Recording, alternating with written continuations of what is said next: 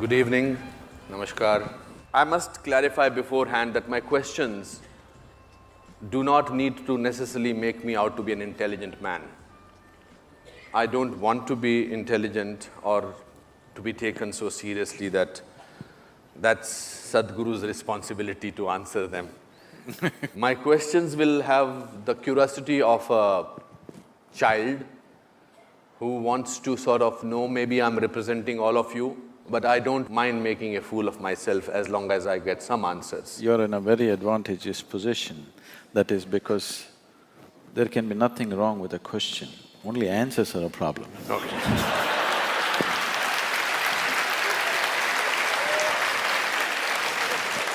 So it's advantage you, the very beginning. Great. Let's start with my first question. There's a very intriguing… people make these great prophecies about world coming to an end, etc. Will the world come to an end in 2012? So all those people who firmly believe that the world is going to come to an end the coming year, what I would tell them is, we have a lot of work to do. I have lots of work to do. 2013, 1st January, because anyway 2012 the world is going to end. On 2013, 1st January, all your wealth and money and everything, please write it to Isha Foundation, there's work to do.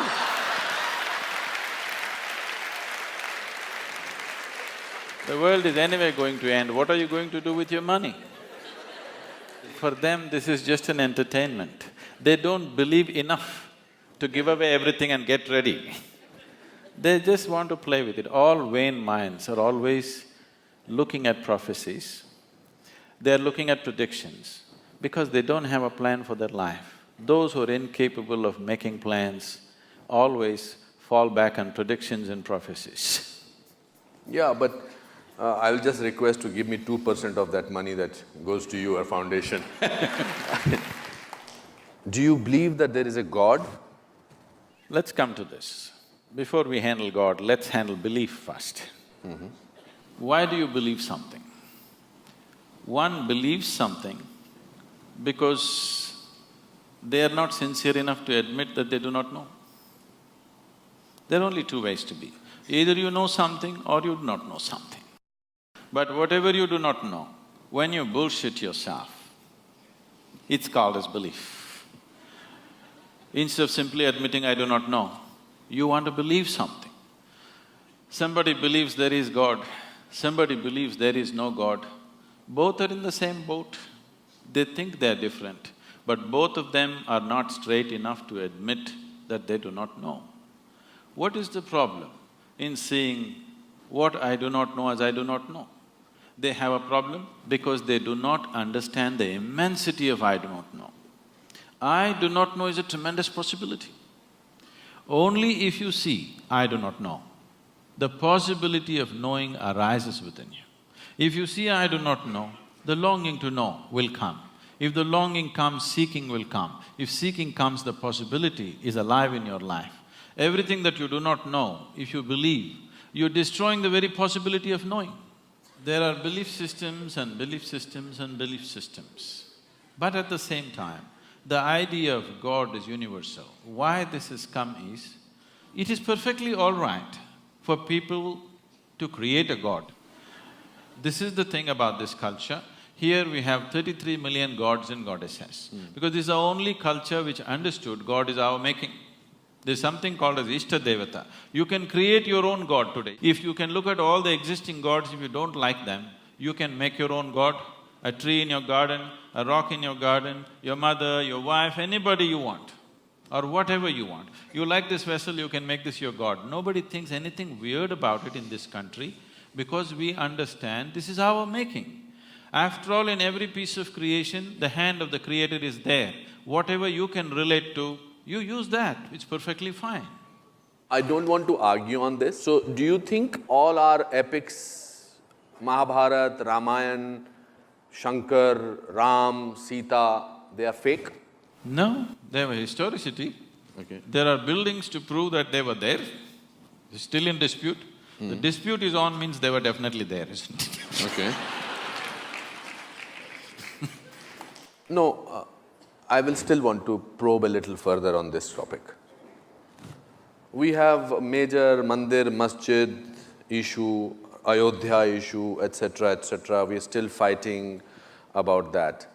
So, why is all that fighting going on? If there is no God, or if there is a I did not belief. say that. No, you said there is a belief. People needed somebody as a belief of God. All the fight in the world is not between good and evil as people project it to be. All the fight in the world is between one man's belief versus another man's belief. If you saw, I really do not know, you wouldn't fight with anybody. Because you believe one thing and somebody believes something else, you're invariably going to fight today or tomorrow. It's just a question if you can manage them for some time. Someday it'll spill out on the street. There was a time when people worked with the instrument of belief, when the human intellect was in a certain way. Today it is time there is substantial intellect on the planet. Today it is time that we establish a certain level of seeking in a human being rather than just pumping him up with belief. Why do people believe you? Who said they believe me? This is a huge full house. No, they're looking… Everybody is they're clapping. sitting there evaluating every word that I say. I don't think they believe whatever I say. To me, they look smart enough to understand and evaluate. I have performed in this auditorium, it's never been so full. So there has to be something in their belief in you which makes them look up at you. Why do they trust you? Why do they believe in you so much? Now let's take off the word belief. Yes, they trust me. Okay, I mean, my word may be different. Do you think that Sadhguru has powers which you don't have? They can't ride a motorcycle like me, I'm sure. What are those powers? What makes you different? What makes you special? What makes Pallavi Gupta writing a book on you and calling it you? What makes people over here, so many people I know who will not come to a function like this, they are here and they are here on time. What is it in you that makes you different? Because they know if they don't come on time, I won't let them in. But they dare not do that. So what makes you different? So what is different? It is not a question of something being different.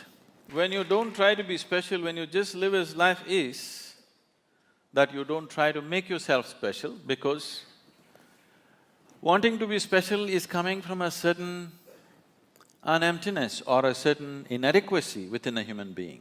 Where is the need to be special? Every human being is unique in his own way. If he tries to be special, he'll only end up aping somebody, he will not be himself. So, when the life is unique, every leaf on the planet is unique, every atom in the existence is unique, where is the need for you to be special? Being unique is better than being special, isn't it? You have not yet answered my question. I feel that it's important for me to know. Yes. What is unique about you? See, the very nature of the existence is like this, the very nature of what's happening around you is like this. If you convert mud into food, we call this agriculture. It's the same mud. Can you eat the mud? Can you take it on your plate and eat it? No. But if you wait, you put a seed and wait, the same mud becomes food, and how we value it and eat it. But it is something else, but when you eat it, it becomes flesh and bone, it becomes you, and it's so valuable for you and so many other people. So this is the way of the life. What is filth will become a flower. If only you mature it,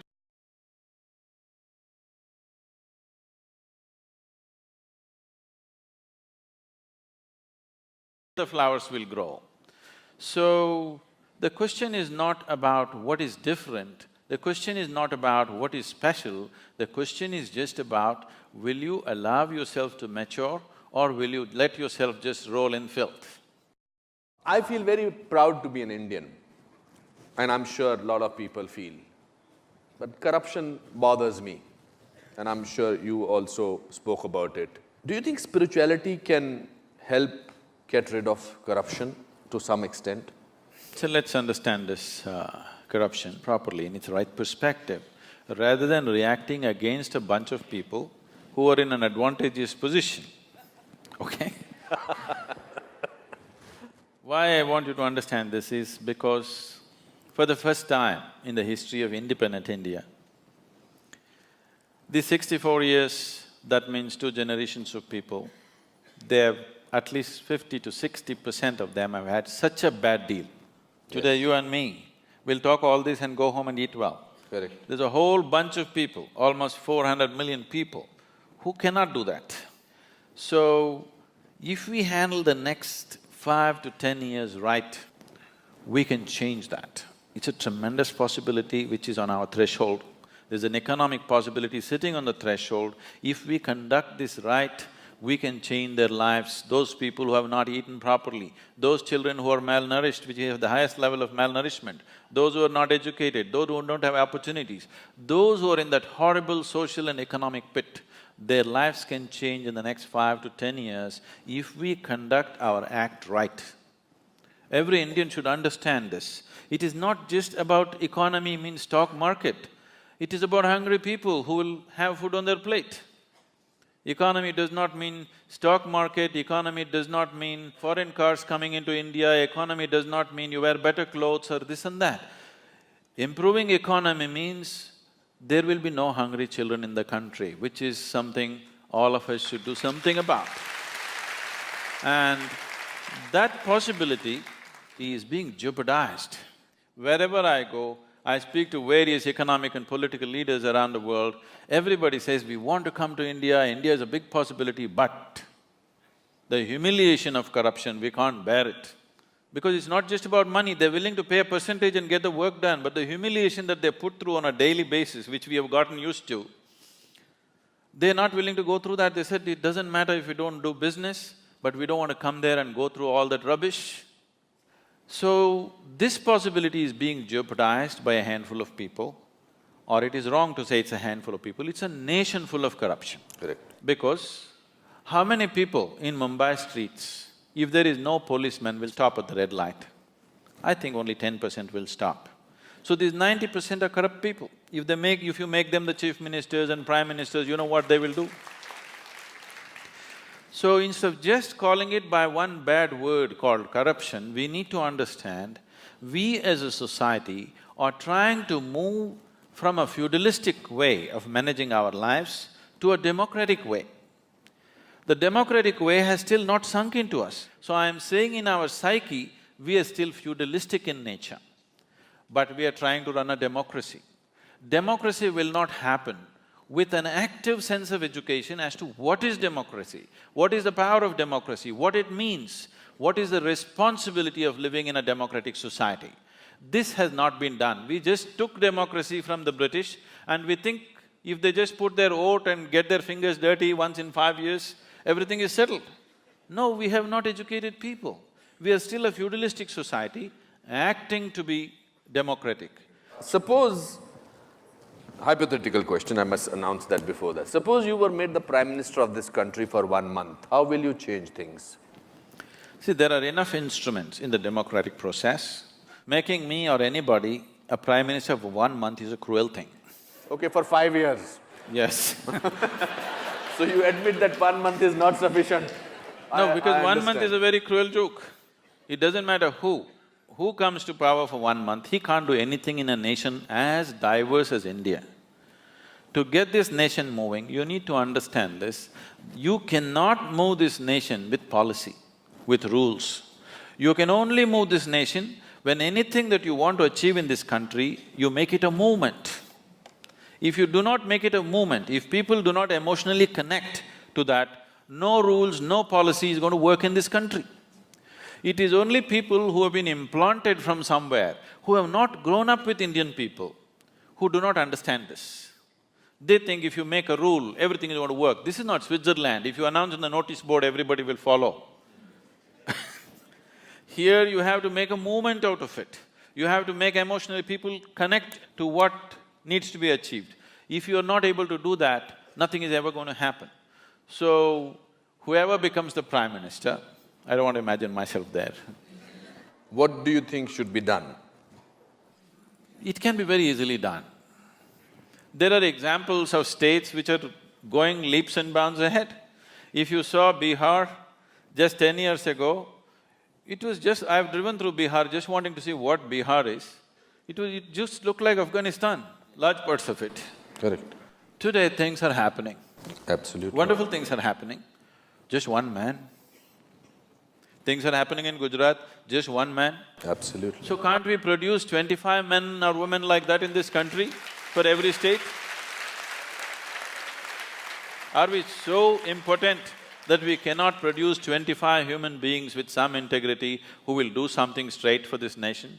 And today you don't have to do much. India is sitting on a boom time. You just have to manage a few things and let it happen, that's all. You just have to see that economic process do not go out of control, you just have to manage that, you don't have to do anything. It's boom time, the whole world is looking towards you.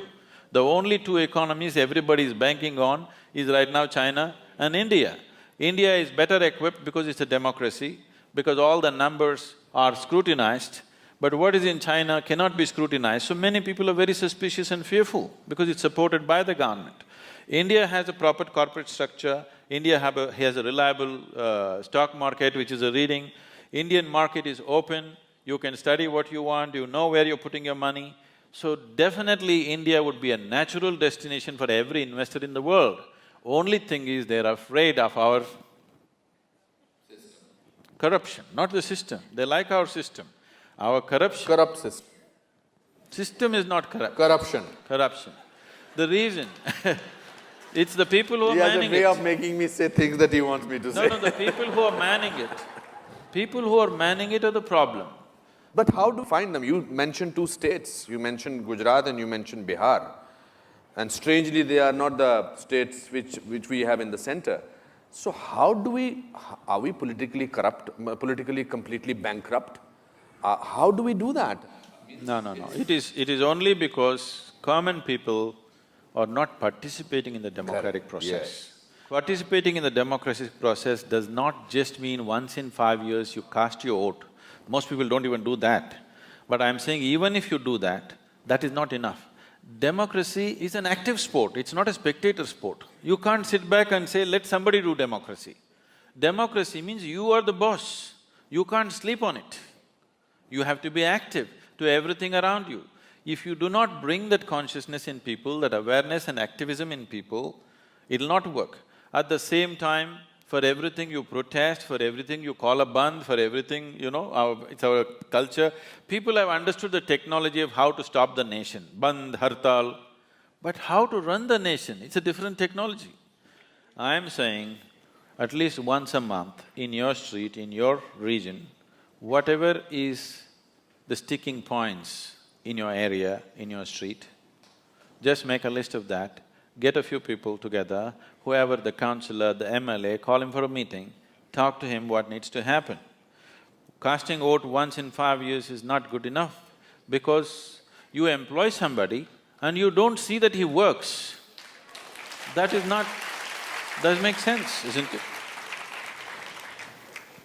I grew up in a lower middle class family, small town.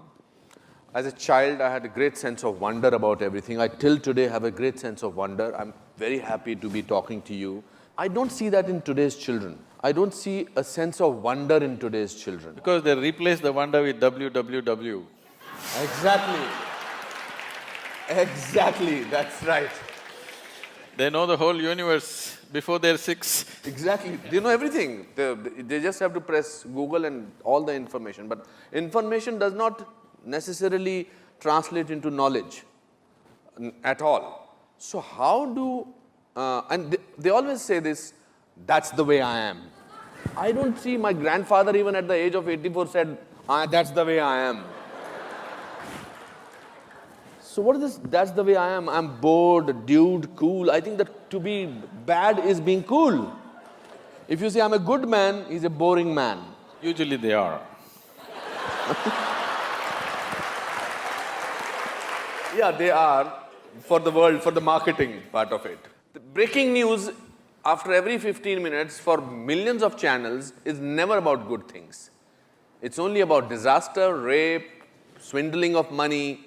We are marketing fear. We are becoming people who are constantly made to feel, suddenly in India also, that we are living in a world which is not very, very peaceful, which is a dangerous world. We are becoming, pardon my saying, like America, where we don't look at somebody for a little longer. I was in America 2 years back. I was looking at somebody thinking whether should I ask him my hotel, because in my hotel there was a mall. So I went into the mall, and when I came out, I could not see my hotel because I must have got out from somewhere else. So I was looking at somebody to ask him whether should I ask him where my hotel is. So he said, "What are you staring at?" I, being an actor, I said, "Am I staring at you, sir? I'm sorry. I did not know I was staring at you." Poor fellow actually dropped me to my hotel.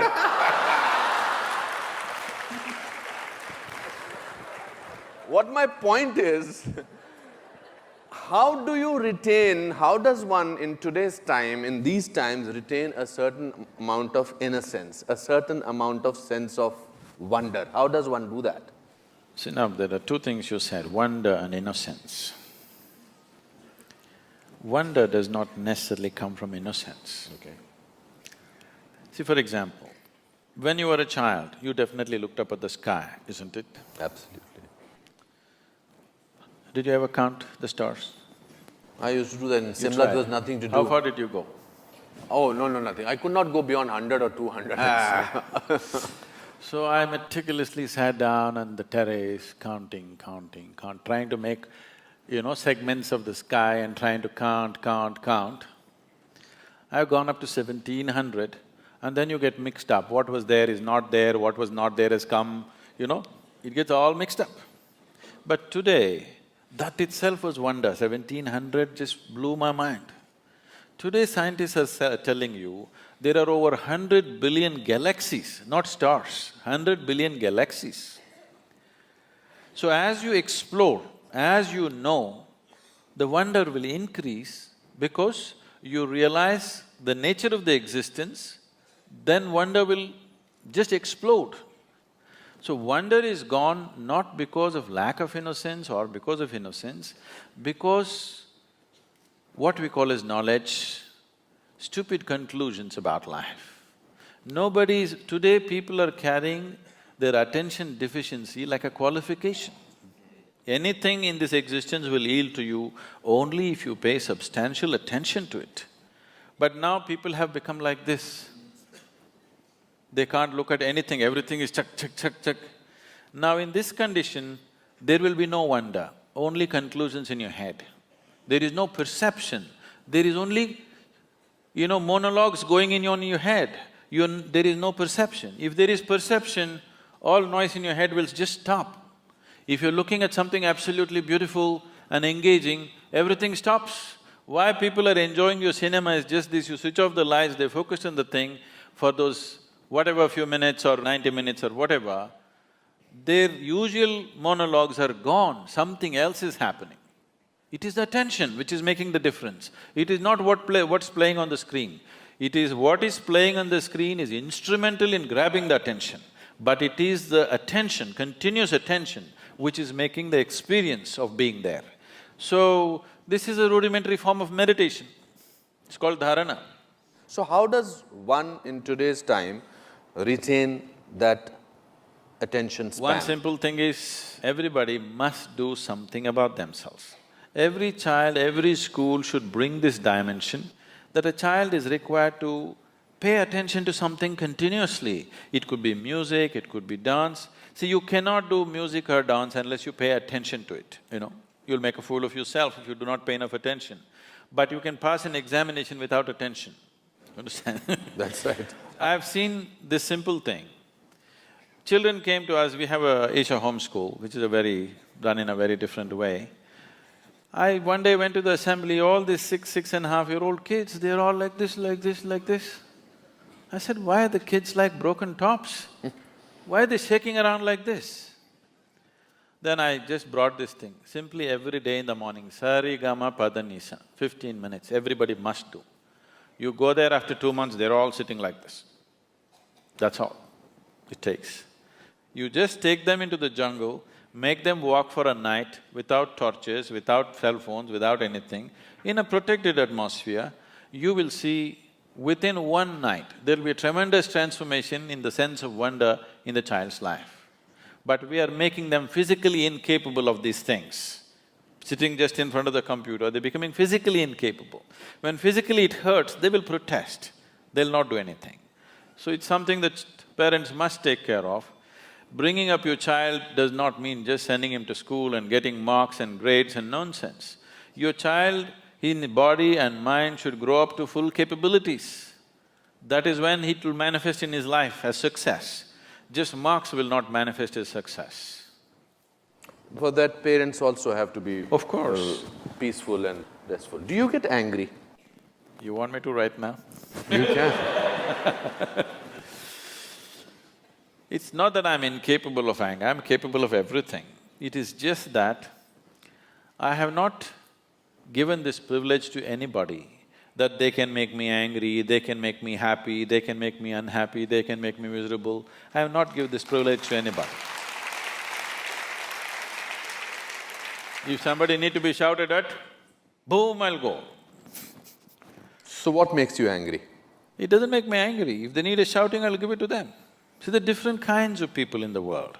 There is somebody here, if I just look at them, they'll understand why they're being looked at. There's somebody else here, if you look at them, they'll just stare back at you. If you tell them gently, they will understand. There is somebody here, if you tell them gently, they won't get it, you have to shout at them. There's somebody else here, even if you shout, they won't get it, you have to knock them on the head and tell them. Different levels of sensitivity in the world. Your action should be appropriate to the situation in which you exist. I am not bound like this, I will not say this, I will be gentle, I will be nice, I have no such things. I am just appropriate to the situations in which I exist. What you need, I will do. If you need only shouting, I'll do.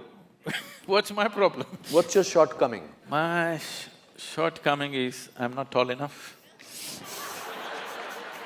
You're the tallest man right now you're here.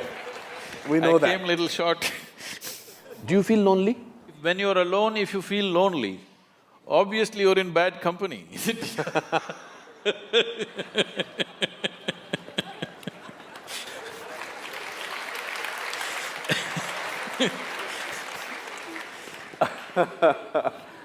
It's a great journey to be talking to you, I must say. If you have to describe, before we go to the questions to the audience, if you have to describe yourself in one word, what will that word be? Apart from mystic. Okay. Would you consider wildlife as two words or one word? For you, it's one word. One word. Life, uncultured, uncultivated, just wild and as it is. That's me. You're very warm also.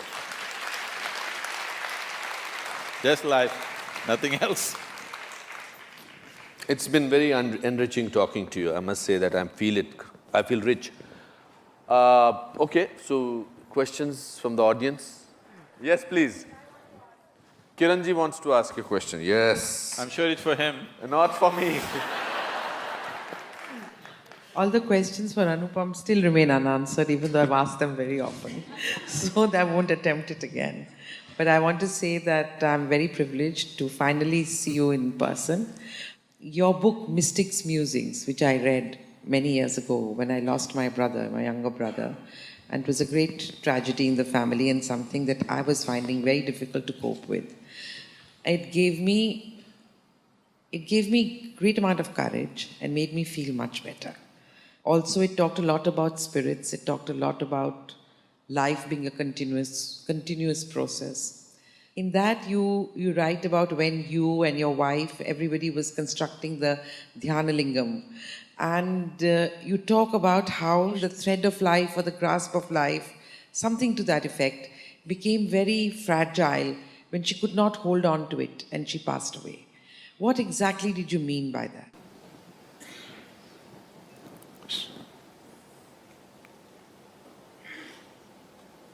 The life within you manages to stick to the physicality of who you are. Physicality is something that you gathered. It is not you, it is material. It is just a piece of this planet.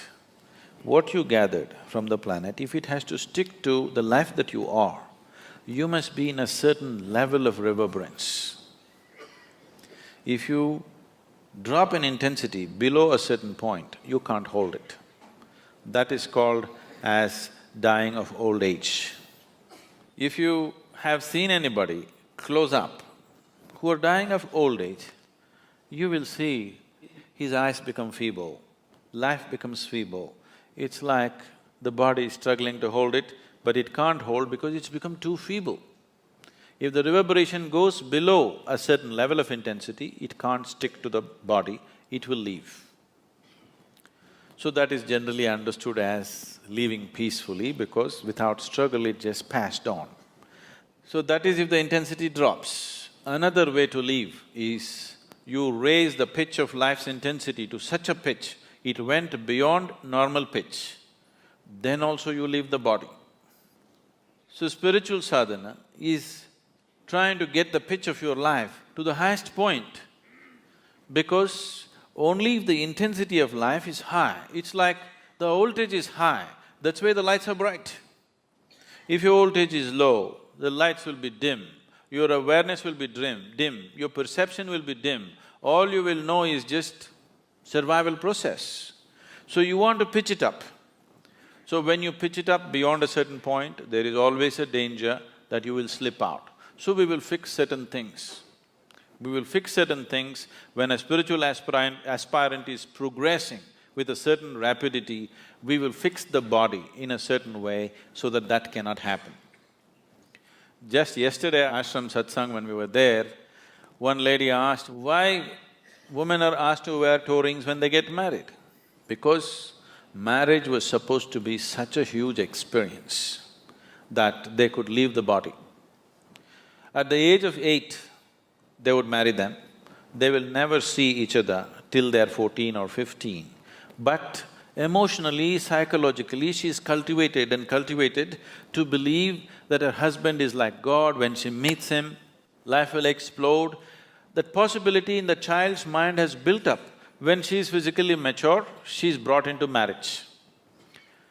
Because in this country, in this culture, there is no business, there is no marriage, there is no child, there is no family. Everything is just a tool towards your liberation and mukti. You get married because you want to use that as a tool to your liberation. You raise children because you want to use that as a tool to your liberation. You become a sannyasi because you want to use that. It does not matter what you do, everything is towards your mukti or liberation. Because of this, they nurtured this girl and boy in such a way that for 4 to 6 years, they have not seen each other, but they're made to believe when they meet, something is going to happen. In the child's mind, it's grown to such a big possibility. Something does not mean like how today's teenagers are thinking, something means there's only one thing, there's no something, okay? They're not thinking about that one thing alone. It is not just two bodies meeting, not just two minds and emotions meeting, two lives being merged into one. So we created various devices, there's something called as Mangal Sutra. Sutra means… what is a kite in Hindi? Patang. Patang, is it? You have a sutra for that? Yeah, door. So if you have the right kind of sutra, the kite will fly. So the Mangal Sutra is that you prepare it in certain way. It's an energy thread and you're supposed to replace it every year. Somebody who knows what it is gives you a live sutra, matches the husband and wife, their energies in such a way, they are not just bound in body, mind and emotion, they're bound as two lives. Any number of events have happened like this in the past, which is becoming more and more rare these days. If a man or a woman dies, within 40 days, the husband or wife will also just die. Have you heard of this? Yes, yes. There was a time when the film people were singing Janam, Janam, all that. Now they're talking expiry date for relationships.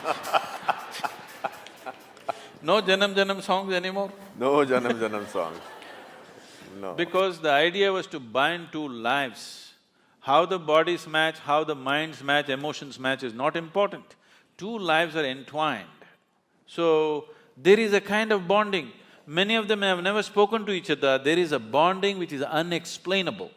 The sense of bond that they felt was so deep because it was a scientific process of binding two lives in such a way that there is no question of compatibility, this, that, it doesn't matter. You marry a devil, still you're bound, and you feel an ecstatic sense within you simply because of the union within yourself, not because of what somebody else is doing. So now in a marriage, what somebody else is doing or what your husband or wife is doing doesn't matter, just the way you are is an explosive experience. This is how a lot of women lived in the past, because the process was very scientific and it was done properly. So they put this metal on the toes and also on the ring finger always, because if there is metal on certain strategic places in your body, you will not accidentally leave your body. So when you do spiritual sadhana, when we notice somebody is becoming very intense, first thing is, I will gift them a simple copper ring, which they must wear. They must wear and they cannot remove without permission. Because if this simple metal is on the ring finger, when they get into certain states of exuberance, by accident they will not slip out of the body. So she got into such exuberant states. Naturally, certain little bit of jewelry things were there. These things were never discussed till that point. The many things I refuse to discuss because devices will work well only when people do not know how it works. So we just put it on people, we never explain. But when this situation happened, I had to explain what happened. She sat there on a full moon day evening with everybody. There were people around, and after 5 minutes, it is in the shrine, she got up and went. My eyes are closed, I knew she got up. I got little irritated, because nobody ever gets up once they sit down. Till we say it is time, nobody ever gets up. And of all the people, my wife getting up and going, little irritation in me. One, why is she getting up of all the people? Then I ignored it and I sat down. After 5 minutes, she came and sat down. In another 7-8 minutes, she just went like that. When I looked, she was gone, with a big smile on her face. Then I looked, she has removed her nose ring, she's removed her bangles, she removed her toe rings. See, she did not know intellectually, but at that moment she felt this is what is stopping her. And she pulled out all those things, kept next to the wash basin and came back. And she sat down within 7-8 minutes. But this is not something that happened accidentally. She announced this almost 9 months ahead of time. She had prepared.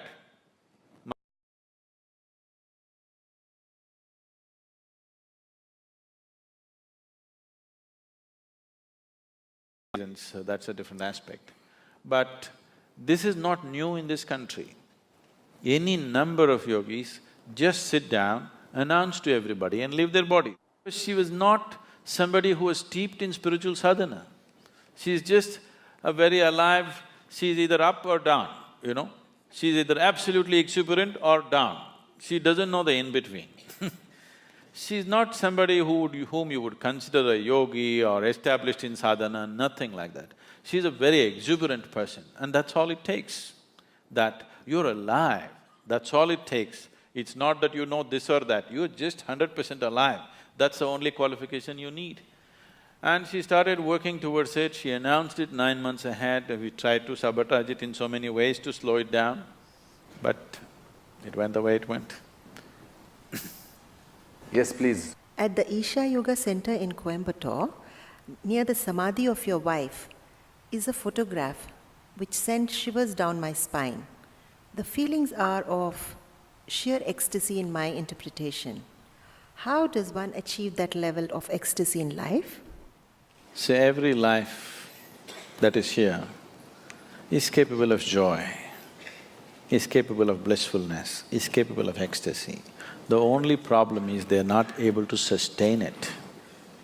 The problem is of sustainability. Everybody knows moments of all this. But to be there, you have not built the necessary foundations. See, if there is a wall, you can jump up and have a peep.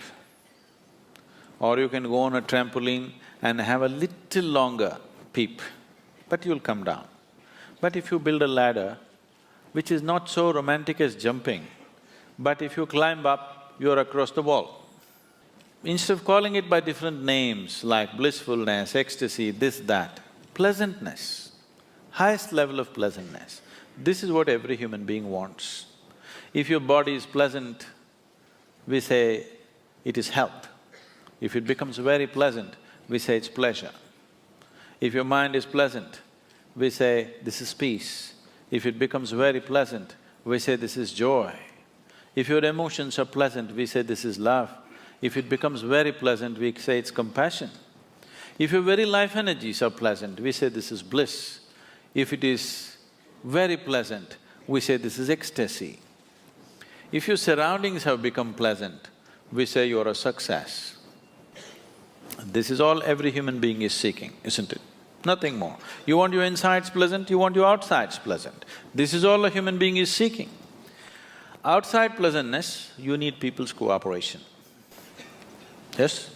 It is a craft. You have to arrange, you have to compromise, you have to deal with situations properly. Creating outside pleasantness is a certain talent, a certain capability. Not everybody is able to do the same thing on the outside.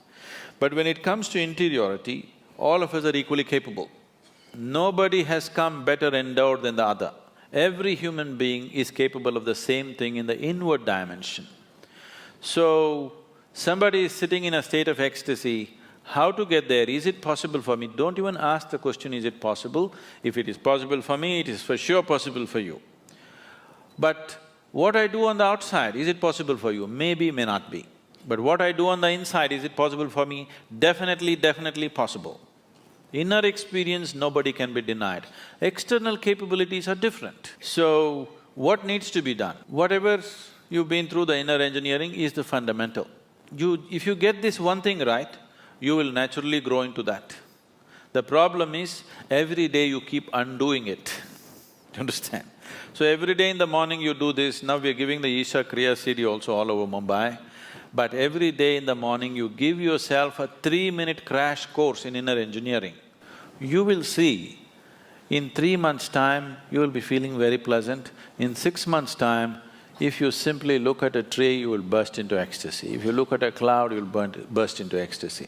If you close your eyes, you will get there. No matter what, you just need an excuse. You will become like that, for sure.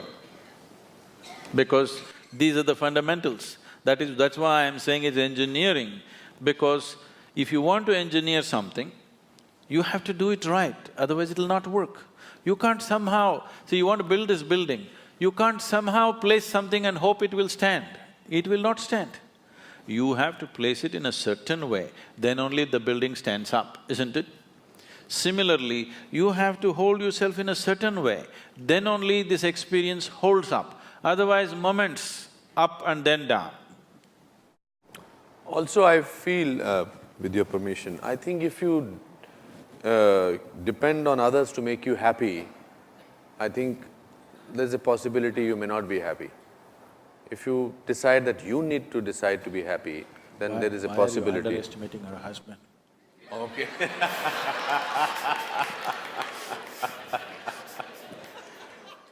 Okay. Good evening, all of you. Guruji, I would like to know, man is always craving for more and not happy at all with whatever he gets. Of course, you just explained now how happiness is an internal state of being. What would you tell to normal people as to how to get peace and happiness in their lives? आसान question पूछा आपने। The problem is not that human beings are craving for more, they are craving too little. Right now, instead of… when human consciousness is able to grasp the whole cosmos, instead of craving for that, they're craving for an apartment in Mumbai. Just stupid. So their suffering is not because they're craving for more, they're craving for too little. They conjuice even in their craving. That is their problem. Please crave for everything, you will be wonderful. There'll be no misery. You're craving for little things, that's your problem. When Such a big possibility is there, going for this is it's criminal, I would say. So it is because of this crime they're suffering, they're being punished for this crime, not for craving too much, they're not craving enough. When creation and creator is possible, they just want this little piece of property, that's all they're thinking of, they can't think beyond that, so they suffer. For limiting themselves, not because of craving for too much. Can I do a chant? Yes, please.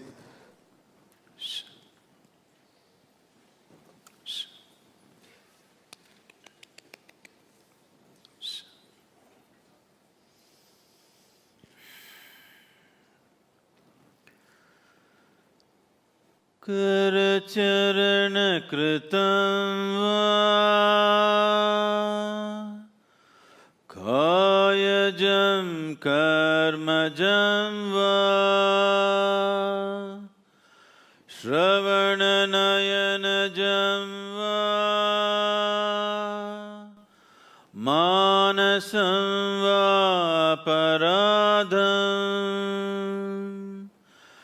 vihitam avihitam va sarvametatchamasva jaya jaya karunabde jaya jaya karunabde Am Shri Mahadeva Shambho. Now, immediately the question is, what is the prayer? It's not a prayer. You need to understand, there are no prayers in this culture, there are only invocations. Prayers are a recent happening. Prayer means you're trying to talk to somebody.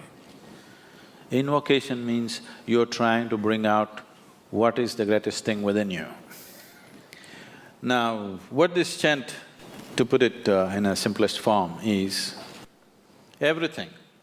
The earth that I walk upon, the air that I breathe, the water that I drink, the food that I eat, the very space in which we exist, the hand of the Creator is active. The only most beautiful thing that you can do is to be absolutely involved with this, but still not distort the hand of the creation. You do not distort the hand of the Creator. That is, something that you do is an aberration to what the Creator intends.